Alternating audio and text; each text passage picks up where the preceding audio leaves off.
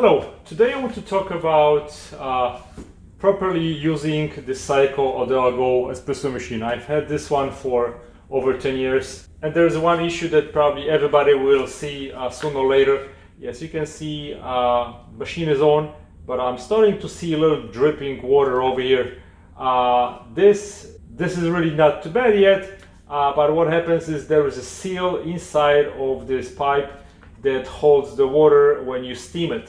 On my first machine, this was leaking really badly after the first year because what I was doing wrong, I was not releasing the pressure after steaming the milk.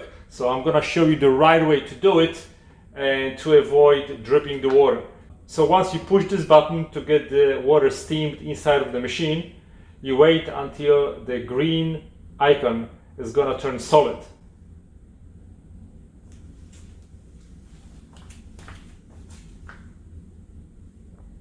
Okay, now when this is solid, what's gonna happen is the build-up pressure is going to escape through this.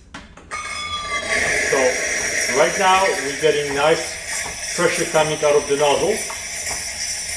Let's say I've already froth my milk.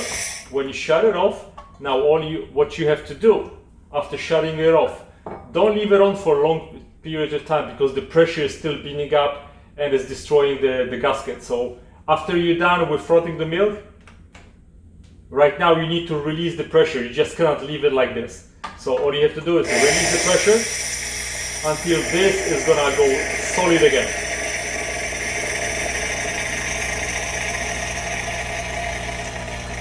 See, now the pressure is slowly being released. Now I was getting stream of water. As you can see right here, now the coffee maker goes back to the regular mode. And this is the most important thing that I can tell anybody using this machine, and this will prolong the life of your machine and prolong the life of the gasket that is somewhere over here. If this is gonna start dripping even more, then I'll have to open it and replace the gasket.